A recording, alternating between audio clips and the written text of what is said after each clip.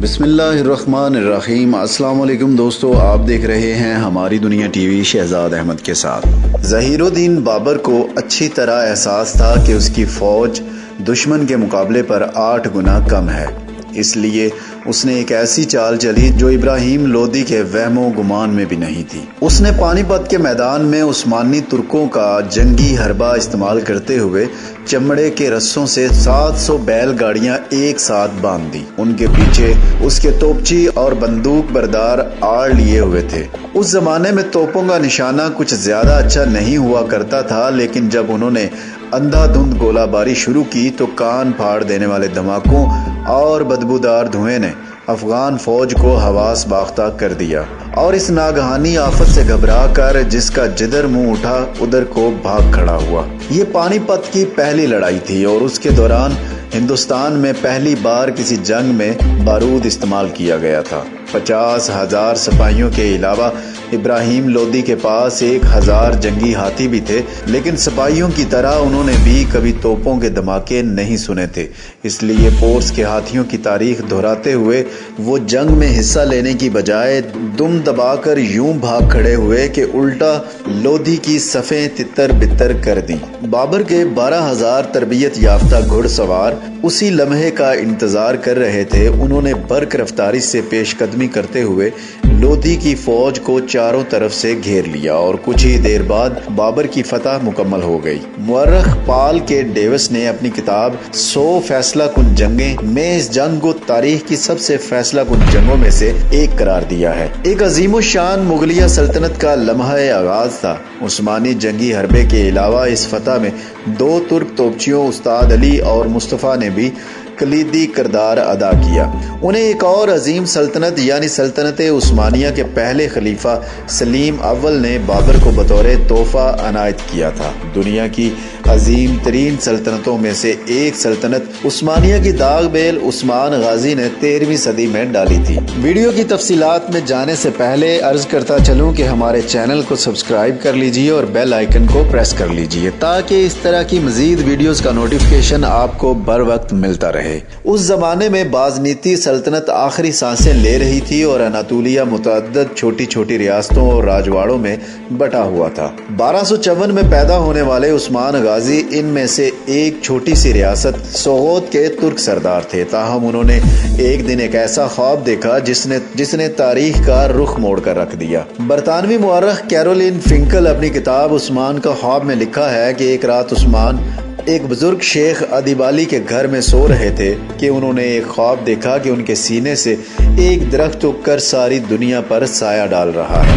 انہوں نے جب شیخ کو خواب سنایا تو انہوں نے کہا، عثمان میرے بیٹے مبارک ہو، خدا نے شاہی تخت تمہارے اور تمہاری اولاد کے حوالے کر دیا ہے۔ اس خواب نے عثمان غازی کے لیے مہمیز کا کام کیا، کیونکہ وہ سمجھنے لگے کہ اب انہیں خداوندی تائید حاصل ہو گئی ہے۔ اس کے بعد انہوں نے آس پاس کے سلجوق اور ترکمان ریاستوں اور بالآخر بازنطینیوں کو پے در پے شکستیں دے کر اناطولیہ کے بڑے حصے پر اپنا جھنڈا گاڑ دیا۔ یہی خواب بعد میں 6 صدیوں تک راج کرنے والی سلطنت عثمانیہ کا بنیادی جواز اور استورا بن گیا، جس کے سائے میں انہوں نے نہ صرف اناطولیہ بلکہ 3 بر اعظموں کے بڑے حصوں پر صدیوں تک حکومت کی۔ عثمان کے جانشینوں نے جلد ہی اپنی نظریں یورپ پر جما دی۔ 1326 میں انہوں نے یونان کا دوسرا بڑا شہر تھیسالونیکی فتح کر لیا، جبکہ 1399 میں وہ سربیا پر قابض ہو گئے، لیکن ان کی تاریخ ساز کامیابی 1453 میں بازنیتی دارالحکومت قسطنطنیہ کی فتح تھی۔ مسلمان پچھلے 700 برسوں سے اس شہر پر قبضہ کرنے کی کوششیں کرتے چلے آئے تھے، لیکن اس کا جغرافیہ کچھ ایسا تھا کہ وہ ہر بار ناکام رہے۔ قسطنطنیہ کو 3 طرف سے بحیرہ باسفورس نے گھیرے میں لیا ہوا ہے، جو اس کے لیے شہر پناہ کا کام کرتا ہے۔ بازنطینیوں نے گولڈ ہارن کو زنجیریں لگا کر بند کر رکھا تھا، جبکہ دوسری جانب ان کے 28 جنگی جہاز۔ 22 اپریل 1453 کو عثمانی سلطان محمد فاتح نے ایک ایسی چال چلی جو کسی کے وہم و گمان میں بھی نہ تھی۔ انہوں نے خشکی پر تختوں کی شاہراہ تیار کی اور اس پر تیل اور گھی ڈال کر اسے خوب پھسلواں بنا دیا۔ اس کے بعد انہوں نے اپنے 80 بحری جہاز इस रास्ते पर मवेशियों की मदद से घसीट कर दूसरी तरफ पहुंचा दिए और शहर के हैरत ज़दा मुहावजों पर आसानी से काबू पा लिया। मोहम्मद फातेह ने अपना दारुल हुकूमत कुस्तुनिया मुंतकिल करके अपने लिए कैसर रोम का खिताब इख्तियार किया। फातेह के पोते सलीम अव्वल की नज़रें कहीं और थीं। उन्होंने 1516 और 1517 में मिस्र के ममलूकों को शिकस्त देकर मिस्र के अलावा मौजूदा इराक, शाम, फलस्तीन, उर्दन और सबसे बढ़कर हिजाज पर कब्जा करके अपनी सल्तनत का रकबा दुगना कर दिया। इसके साथ ही आज से ठीक 500 साल कबल हिजाज के दो मुकद्दस शहरों मक्का और मदीना हासिल करने के साथ ही सलीम अव्वल मुसलमान दुनिया के सबसे ताकतवर हुक्मरान बन गए। आम तस्वर के मुताबिक 1517 ही से उस्मानी खिलाफत का आगाज हुआ और सलीम अव्वल को पहला खलीफा करार दिया जाता है, जबकि उनसे पहले उस्मानी सुल्तान या बादशाह कहलाते थे। मौलाना अबुल कलाम आज़ाद अपनी किताब मसला खिलाफत में लिखते हैं, सुल्तान सलीम खान अव्वल के अहद से लेकर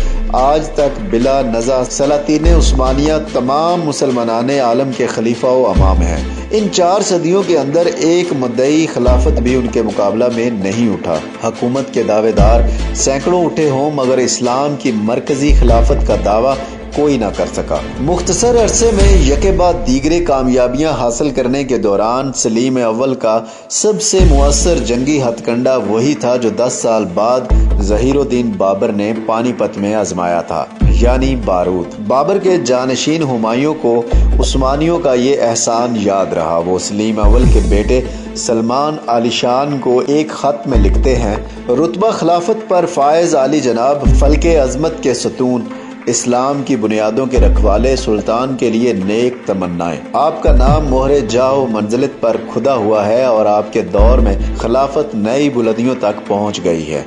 अल्लाह करे कि आपकी खिलाफत जारी और सारी रहे। हुमायूं के बेटे अकबर ने उस्मानियों के साथ किसी किस्म के ताल्लुकात कायम करने की कोशिश नहीं की, जिसकी एक वजह यह हो सकती है कि उस्मानी ईरान के सफ़वी हुक्मरानों के साथ मुसलसल हालत जंग में थे और अकबर सफ़वियों को नाराज नहीं करना चाहते थे। अलबत्ता उनके जानशीनों शाहजहां और औरंगजेब आलमगीर के उस्मानी सलातीन के साथ अच्छे ताल्लुकात थे। उनके दरमियान तहाइफ और सफारती वफूद का तबादला आम था और वो उन्हें तमाम मुसलमानों का खलीफा मानते थे। सिर्फ मुगल नहीं बल्कि दूसरे हिंदुस्तानी हुक्मरान भी उस्मानियों को अपना खलीफा समझते थे और इक़्तिदार में आने के बाद उनसे बैत लेना जरूरी समझते थे। टीपू सुल्तान ने मैसूर का हुक्मरान बनने के बाद एक खसूसी वफद कुस्तुनिया भेजा था ताकि उस वक्त के उस्मानी खलीफा सलीम सोम से अपनी हुक्मरानी की तायद हासिल कर सकें। सलीम सोम ने टीपू सुल्तान को अपने नाम का सिक्का ढालने और जुमे के खुतबा में अपना नाम पढ़वाने की इजाज़त दी। ये अलग बात कि उन्होंने टीपू की तरफ से अंग्रेज़ों के खिलाफ लड़ने के लिए फ़ौजी इमदाद की दरख्वास्त कबूल नहीं की, क्योंकि उस वक्त वो खुद रूसियों से बरसरे पैकार थे और उस दौरान वो ताकतवर अंग्रेज़ों की दुश्मनी मूल नहीं ले सकते थे। उस्मानियों ने इब्तदा ही में यूरोप के कई इलाके फतह कर लिए थे। उस्मान अली शान, जिनके नाम पर बनने वाली टेलीविजन सीरीज मेरा सुल्तान पाकिस्तान में बहुत मकबूल हुई थी, के दौर में सल्तनत अपने फौजी, सियासी, मुआशी और सकाफती अरूज पर पहुंच गई। सलमान ने बलग्राद और हंगरी फतह करके अपनी सरहदें वस्ती यूरोप तक फैला दी। ताहम 2 बार कोशिश के बावजूद सलमान अली शान ऑस्ट्रिया के शहर वियना को फतह नहीं कर सके।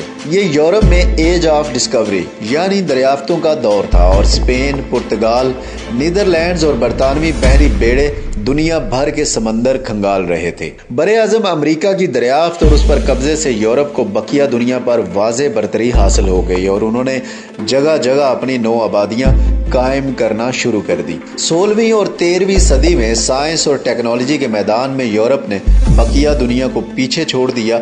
उसकी एक वजह यह थी कि जहाज रानी की सनत के फ़रोग की वजह से उन्हें जहाज रानी के लिए नित नए आलात ईजाद करने और उन्हें बेहतर बनाने की ज़रूरत थी, जिसने साइंस और टेक्नोलॉजी दोनों को फ़रोग दिया। दूसरी चीज़ छापा खाना थी, जिसकी 1439 में ईजाद के बाद यूरोप में इल्मी और फ़िक्री इनकलाब बपा हो गया। वो अलूम व फ़नून जिन पर उससे पहले सिर्फ अशराफिया और कलीसा का इजारा था, اب عام آدمی کی دسترس میں آ گئے۔ اگر عثمانی بھی پرنٹنگ پریس سے استفادہ شروع کر دیتے تو شاید آج دنیا کی تاریخ مختلف ہوتی، لیکن سلطان فاتح کے بیٹے بایزید دوم نے 1483 میں عربی رسم الخط میں کتابیں چھاپنے والوں کے لیے موت کی سزا مقرر کر دی۔ اس کی وجہ یہ تھی کہ علماء نے چھاپا خانے کو فرنگیوں کی ایجاد کہہ کر فتویٰ دیا تھا کہ اس فرنگی ایجاد پر قرآن یا عربی رسم الخط میں کتابیں چھاپنا مذہب کے خلاف ہے۔ چنانچہ یورپ آگے بڑھتا چلا گیا۔ عثمانی سلطنت سال بہ سال سکڑتی چلی گئی، حتیٰ کہ پہلی جنگ عظیم کے دوران انگریزوں نے ان سے اناطولیہ کے علاوہ تقریباً تمام علاقے چھین لیے۔ ہندوستان کے مسلمانوں کو اس کا بڑا دکھ ہوا، کیونکہ وہ عثمانی خلیفہ کو اپنا مذہبی حکمران اور رہنما سمجھتے تھے۔ انہوں نے 1919 میں مولانا محمد علی اور مولانا شوکت علی کی قیادت میں تحریک خلافت شروع کی، جس میں انگریزوں کو دھمکی دی گئی کہ اگر انہوں نے خلیفہ عبدالحمید کو معزول کرنے کی کوشش کی تو ہندوستانی مسلمان ان کے خلاف بغاوت کر دیں گے۔ اس تحریک میں عطا اللہ شاہ بخاری، حسرت موہانی، مولانا ابو الکلام آزاد، ظفر علی خان، مولانا محمود الحسن اور حکیم اجمل خان جیسے رہنما بھی شامل ہو گئے۔ 1920 میں انڈین نیشنل کانگریس نے بھی تحریک خلافت کا ساتھ دینا شروع کر دیا۔ مہاتما گاندھی کی عدم تشدد پر مبنی سول نافرمانی کی مہم تحریک خلافت ہی کے بطن سے پھوٹی تھی۔ دلچسپ بات یہ ہے کہ قائد اعظم محمد علی جناح نے خود کو اس تحریک سے الگ تھلگ رکھا، کیونکہ وہ سمجھتے تھے کہ یہ کامیاب نہیں ہو سکے گی۔ اس سے پہلے کہ یہ تحریک مزید زور پکڑتی، 1922 میں کمال اتا ترک کی قیادت میں قوم پرست طاقتوں نے ملک کا اقتدار سنبھال کر خلیفہ عبدالحمید کو معزول اور خلافت کے منصب کو ختم کر دیا، اور یوں 623 برس تک شان و شوکت سے راج کرنے والی اس عظیم سلطنت کا سورج ہمیشہ کے لیے غروب ہو گیا۔ ہندوستانی مسلمان عوام نے انتہائی جوش و جذبے سے تحریک خلافت میں حصہ لیا۔ مولانا سید ابو الحسن علی ندوی لکھتے ہیں، جنہوں نے 1921 اور 22 کا زمانہ نہیں دیکھا، ان کو کیا بتایا جائے کہ اس وقت ہندوستان کس طرح کوہ آتش فشاں بنا ہوا تھا۔ اتحادیوں کی فتح، سلطنت عثمانیہ کے خلاف ان کے منصوبوں اور خلافت کو ختم کر دینے کی کوشش کی خبر نے سارے ہندوستان میں آگ لگا رکھی تھی۔ مسجدوں، مجلسوں، مدرسوں، گھروں، دکانوں اور خلوت و جلوت، کہیں گویا اس گفتگو کے سوا کوئی گفتگو نہ تھی۔ عوام نے تحریک کی کامیابی کے لیے دل کھول کر چندہ دیا۔ ہندوستان کے طول و عرض سے عورتوں تک نے اپنے ہاتھوں کی چوڑیاں اور کانوں سے بندے اتار کر خلافت کمیٹیوں کی نظر کر دیے۔ روایت مشہور ہے کہ ایک عورت اپنا بچہ لے آئی اور یہ کہہ کر خلافت کمیٹی کے حوالے کر دیا کہ میرے پاس چندے میں دینے کے لیے اس کے سوا کچھ نہیں ہے۔ یہ تحریک تو کامیاب نہیں ہو سکی، لیکن ترکی کے عوام کو یہ جذبہ آج بھی یاد ہے۔ جو لوگ ترکی گئے ہیں وہ یہی کہتے ہیں کہ دنیا بھر میں پاکستانیوں کی جتنی عزت ترکی میں ہوتی ہے وہ کسی اور ملک میں نہیں ہوتی۔ اس طرح کی مزید تاریخی ویڈیوز کو دیکھنے کے لیے ہمارے چینل کو سبسکرائب کیجیے اور بیل آئیکن کو پریس کیجیے۔ کمنٹ باکس میں اپنی آراء سے ضرور آگاہ کیجیے۔ نئی ویڈیو تک کے لیے اجازت دیجیے۔ اللہ حافظ۔